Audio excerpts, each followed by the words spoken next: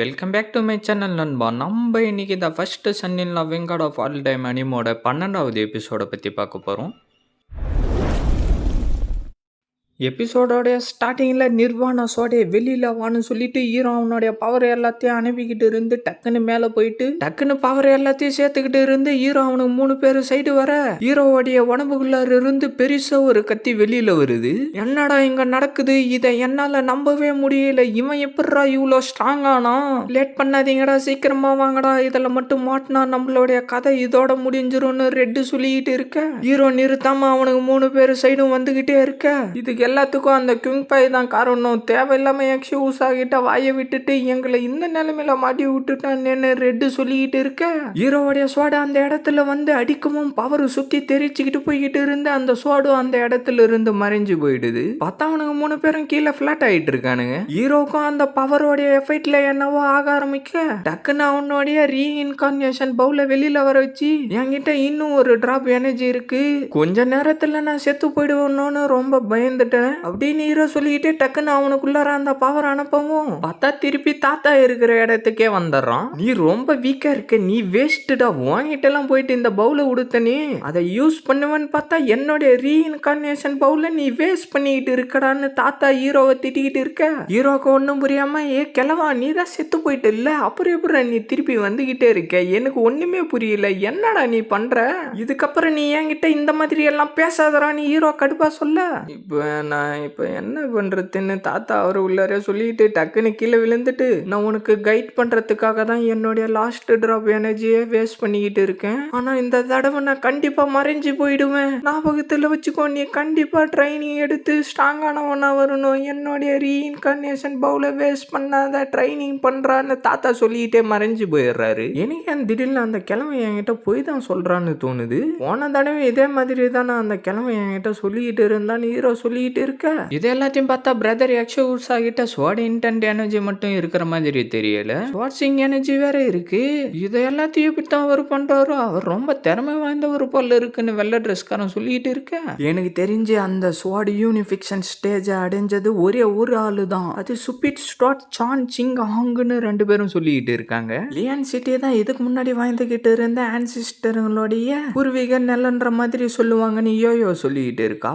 நான் வாங்கிட்டு ஒரு விஷயத்த சொல்ல வந்துட்டேன். நேத்து நான் இம்பீரியல் டைனிங் ஹால்ல ஜுவான்டியன் செக்டர் சேர்ந்த ஒரு ஸ்டூடெண்டா நான் பார்த்தேன்னு வெள்ளை ட்ரெஸ்காரன் சொல்லவும், என்னது ஜுவான்டியன் செக்டா, அந்த ஜுவான்டியன் செக்டர் சம்பந்தப்பட்ட இன்ஃபர்மேஷனும் அந்த ஸ்டூடெண்ட் சம்பந்தப்பட்ட இன்ஃபர்மேஷனும் கண்டுபிடிக்க எனக்கு கொஞ்சம் உதவி பண்ணுன்னு யோயோ சொல்ல, என்ன உனக்கு ஹெல்ப் பண்ணணுமா, சரி நான் வேற உனக்கு சத்தியம் பண்ணிலாம் கொடுத்துருக்கேன், சரி நான் அதனால உனக்கு ஹெல்ப் பண்றேன், ஆனா அதுக்கப்புறம் நீ என்ன பண்ண போறன்ற விஷயத்தை பத்தி எனக்கு தெரியாது, நீ எதனா கெட்ட விஷயம் பண்ணாலும் சரி நல்ல விஷயம் பண்ணாலும் சரி அதில் என்ன மாட்டி விட்டுறாது. அது மட்டும் இல்லாம இப்ப லிட்டரரி கான்ஃபரன்ஸ் லியான் சிட்டில நடந்துகிட்டு இருக்கு, அந்த இடத்துல நிறைய ஒயின் அப்புறம் அழகான பொண்ணுங்க எல்லாம் வருவாங்க. இன்னைக்கு நைட்டு அங்க போயிட்டு நான் ஜாலியா குடிச்சுக்கிட்டு பொண்ணுங்க கூட சுத்திக்கிட்டு சந்தோஷமா இருக்க போறேன், நான் உன்னை அப்புறமா பாக்குறேன்னு சொல்லிட்டு வெள்ளை ட்ரெஸ்காரன் அந்த இடத்துல இருந்து கிளம்பிடுறான். யுவான் ஃபேங் எக்ஸி உஷா லியான் சிட்டில இருக்கிறவங்க கூட நான் எனிமையாக விரும்பல, ஏன்னா அப்ப எனக்கு கொஞ்சம் இன்ஜுரி இருந்துச்சு, ஆனா இப்போ ஒரு பிளானை உருவாக்கத்துக்கான நேரம் வந்துருச்சுன்னு யோயோ சொல்லிட்டு இருக்க. சீனை கட் பண்ணா வேற ஏதோ ஒரு இடத்த காட்டுறானுங்க.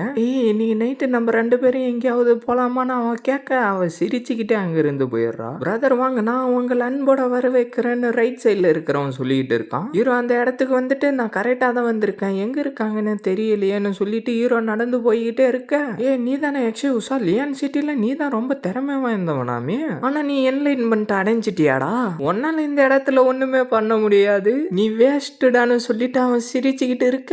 தேவையில்லாம என்னையாண்டா வம்பு வாங்கிக்கிட்டு இருக்க, நீ தாண்டா வேஸ்ட், எவ்வளவு தைரியம் இருந்தா என்ன போய் வேஸ்ட்னு சொல்லுவான்னு ஹீரோ சொல்ல, லியான் சிட்டியில இருக்கிற உண்மையான குப்பை யாருன்றது உனக்கே தெரியும், அது வேற யாரும் இல்ல, அது நீ தான்டான்னு அவன் சொல்ல, கரெக்டா சொன்னான் அவன். உன்னுடைய வெட்டிங் டே அப்ப உன்னுடைய ஒய்ஃபோடைய ஃப்ரெண்டு கூடயே நீ என்னெல்லாம் பண்ணிக்கிட்டு இருந்த, அப்புறம் எப்படி நீ இந்த லிட்டரி கான்ஃபரன்ஸுக்குலாம் வர, உனக்கு இதை பத்தி கொஞ்சம் கூட அசிங்கமா இல்லையாடா, யாரு என்ன நினைப்பாங்கன்றத பத்திலாம் உனக்கு கவலை இல்லையாடா இல்லடான்னு அவன் சொல்ல அவன் கரெக்டா தான் சொல்றான். நீ அந்த ஃபேமிலி காம்படிஷன்ல ஜெயிச்சிருந்தாலும் உனக்கு எவ்வளவு தைரியம் இருந்தா இந்த இடத்துக்கு வருவேன். ஹீரோ அதை எல்லாத்தையும் கேட்டு கடுப்பாயி அங்க இருந்து கிளம்ப எல்லாரும் உன்னை பத்தி என்ன பேசிக்கிட்டு இருக்காங்கன்றது உனக்கே நல்லா தெரியும். இது எல்லாம் ஆம்பளைங்களுக்கான இடம். நீ என்ன இந்த இடத்துக்கு வந்திருக்க? உன்ன மாதிரி குப்பைக்கெல்லாம் இந்த இடத்துல வேலையே இல்லை, கிளம்புடான்னு சொல்லிட்டு அவன் சிரிச்சுக்கிட்டு இருக்கான். அப்படின்னா நீங்க எல்லாரும் ரொம்ப கண்ணியமான ஆம்பளைங்களா? நீங்க எல்லாம் அவ்வளவு பெரிய ஆளுங்களாடான்னு ஹீரோ சொல்லிட்டு இருக்க. ஆமாண்டா, நாங்க எல்லாரும் ரொம்ப கண்ணியமானவங்க, நாங்க எல்லாரும் ரொம்ப டீசெண்டா நடந்துக்குவோம் அப்படின்னு குண்டன் சொல்லிட்டு இருக்க. ஒரு கண்ணியமான ஆம்பளை எப்படி நடந்துக்கணும்ன்றத நான் உனக்கு காட்டுறேன்னு சொல்லிட்டு அந்த சேரால அவனை அடிச்சுட்டு, ஒரு கண்ணியமான ஆம்பளை என்ன நடந்தாலும் சரி கோபமே பட மாட்டான். உனக்கு எவ்வளவு தைரியம் இருந்தா நீ இந்த மாதிரி எல்லாம் பேசிக்கிட்டு இருப்ப, நான் உன்னை சும்மா வர மாட்டேன்டா, இன்னைக்கு நைட்டு நீ ஃபுல்லா என்ஜாய் பண்ணு, இந்தா வச்சுக்கோன்னு சொல்லிட்டு ஹீரோ அடிச்சுக்கிட்டே இருக்க. எனக்கு ஹெல்ப் பண்ணுங்கடான்னு அவன் கத்திக்கிட்டே இருக்க. ஒரு ஜென்டில்மேன் எப்பயும் பிரச்சனை எல்லாம் தலையிட மாட்டாங்க, அதனால நான் இங்க இருந்து கிளம்புறேன்னு சொல்லிட்டு பிளாக் ட்ரெஸ்காரன் கிளம்ப உன்னை சும்மா விட மாட்டானான்னு சொல்லிட்டு அவன் அங்க இருந்து ஓடி போயிடுறான். டேய் பைத்தியக்கார பசங்களா, இதுக்கப்புறம் என்னோட விஷயத்துல தலையிட்டீங்க, நான் உங்களை சும்மா விட மாட்டேன்டான்னு சொல்லிட்டு ஹீரோ அங்க இருந்து கிளம்பி போயிடும். ஐயே, அந்த நிலாவை கொஞ்சம் பாருங்களா, எவ்வளவு அழகா இருக்கு. நான் கூப்பிட்டதும் நீங்க வந்ததுக்கு நான் ரொம்ப கொடுத்து வச்சிருக்கணும். நம்ம 2 பேரும் ஒன்னா சேர்ந்துக்கிட்டு குடிச்சுக்கிட்டே புக்கை படிச்சுக்கிட்டே அப்படின்னு சொல்லிக்கிட்டே அவன் டக்குன்னு முத்தம் கொடுக்க போவும் அவனை அடிச்சுட்டு அவன் அங்கிருந்து கிளம்பி போயிடறான். ஹீரோவும் கரெக்டா அந்த இடத்துக்கு வந்துட்டு, பிரதர் யூஃபேங், நீங்களும் லிட்டரரி கான்ஃபரன்ஸ்க்கு வந்திருக்கீங்களான்னு கேட்கவும், நான் ஒரு அட்மையர் லிட்டரேச்சரா இங்க வந்திருக்கேன்னு வெள்ளை ட்ரெஸ்காரன் சொல்ல, அட்மையர் லிட்டரேச்சரா, ஆனா நீங்க பண்றதெல்லாம் பாக்கறப்ப வேற மாதிரி இருக்கேன்னு சொல்லிட்டு 2 பேரும் சிரிச்சுக்கிட்டு இருக்கானுங்க. பிரதர், நான் ஒரு உண்மையை உங்ககிட்ட சொல்லட்டுமா, நீ யூஸ் பண்றதெல்லாம் ஓல்டு ஃபேஷன், பொண்ணுங்களை அப்படி எல்லாம் கரெக்ட் பண்ண முடியாதுன்னு ஹீரோ சொல்லவும், அப்படின்னா பிரதர் யக்ஷு உங்களால எனக்கு சில டிப்ஸை சொல்லி கொடுக்க முடியுமான்னு வெள்ளை ட்ரெஸ்காரன் கேட்க, ஹீரோ டக்குன்னு ஒரு புக்கை வர வச்சுட்டு, பல வருஷமா நான் பல விஷயங்களை கத்துக்கிட்டு அதை எல்லாத்தையும் இதில் எழுதி வச்சிருக்கேன், இதில் இருக்கிறது எல்லாத்தையும் படிச்சு பார்த்தனா கண்டிப்பா உனக்கு சக்சஸ்ஃபுல்லான ரிசல்ட் தான் கிடைக்கும்னு ஹீரோ சொல்லவும், என்னது லவ் ஸ்கில் கைடு புக்கான்னு சொல்லிட்டு வெள்ளை ட்ரெஸ்காரன் அதை பார்த்துக்கிட்டு இருக்க. இது ஒன்றும் அவ்வளோ பெரிய விஷயம்லாம் இல்லை, இதை நீ எல்லாத்தையும் ஈஸியாக கத்துக்கலான்னு ஹீரோ சொல்லிட்டு இருக்கிறப்பவே வெள்ளை ட்ரெஸ்காரங்கிட்ட பல பொண்ணுங்க வந்து நிக்க, நீ இந்த புக்ல இருக்கிற மெத்தடை எல்லாத்தையும் ஃபாலோ பண்ணிக்கிட்டே இருந்தனா கண்டிப்பா உனக்கு சக்சஸ்ஃபுல்லான ரிசல்ட் தான் கிடைக்கும். இந்த உலகத்துல நீ தனியாளா தெரிவ, அது எல்லாத்தையும் நீ மாஸ்டர் பண்ணிட்டனா இந்த உலகத்திலேயே நீ தான் பெரிய ஆளா தெரிவ, இந்த உலகத்துல இருக்கிற பொண்ணுங்க எல்லாத்தையும் நீ ஆச்சரியப்படுத்த முடியும்னு ஹீரோ சொல்லிட்டு இருக்க. அந்த பொண்ணுங்க எல்லாம் ஹீரோவை பார்த்து சிரிச்சுக்கிட்டே இருக்க. ஹீரோ டக்குன்னு அந்த பொண்ணுங்களை பார்த்து கண்ணடிக்கவும் எல்லா பொண்ணுங்களும் வெக்கப்பட்டுக்கிட்டு அந்த இடத்துல இருந்து ஓடி போயிடுறாங்க. பிரதர் யக்ஷு, நீங்க ரொம்ப திறமை வாய்ந்தவர் தான், உங்களுடைய டிப்ஸுக்கு எல்லாத்துக்கும் ரொம்ப நன்றின்னு வெள்ளை ட்ரெஸ்காரன் சொல்லிட்டு இருக்க. இது எல்லாம் வெறும் சின்ன ட்ரிக் தான், இந்த மாதிரி என்கிட்ட பல ட்ரிக் இருக்கு, இந்த உலகத்துல என்னால பண்ண முடியாதுன்றது எதுவுமே இல்லைன்னு ஹீரோ சொல்லிக்கிட்டே இருக்க.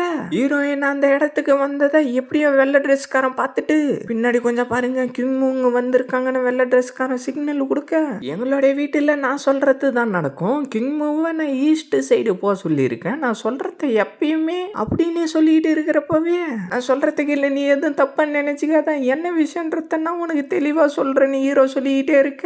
ஹீரோயின் டக்குன்னு ஹீரோவோடைய காலை மிதிச்சுக்கிட்டு இருக்க, நான் உங்களை அப்புறம் பாக்குறேன் பிரதர்னு சொல்லிட்டு அவனும் அந்த இடத்துல இருந்து ஓடி போயிடறான். கிங்மு, நான் சொல்ல வரத கொஞ்சமாச்சு நீ கேளு, டி யூஃபேங், நான் உன்னை பாக்குறப்பெல்லாம் எனக்கு எதனா பிரச்சனை வந்துகிட்டே இருக்குடான்னு ஹீரோ சொல்லிக்கிட்டு இருக்கான். இதோட இந்த எபிசோட் முடியுது ஃப்ரெண்ட்ஸ். மறக்காம வீடியோக்கு லைக் போட்டுட்டு சேனலை சப்ஸ்கிரைப் பண்ணிட்டு பெல் பட்டன் ஆள் கொடுத்துருங்க, அப்பதான் நான் போடுற வீடியோ எல்லாம் டக்குன்னு உங்களுக்கு நோட்டிஃபிகேஷன்ல வரும். மறக்காம இந்த மாதிரி அனுப்பி பார்க்குற ஃப்ரெண்ட்ஸ்க்கும் வீடியோவை ஷேர் பண்ணுறேங்க. நான் உங்களை அடுத்த எபிசோடில் மீட் பண்ணுறேன். See you guys.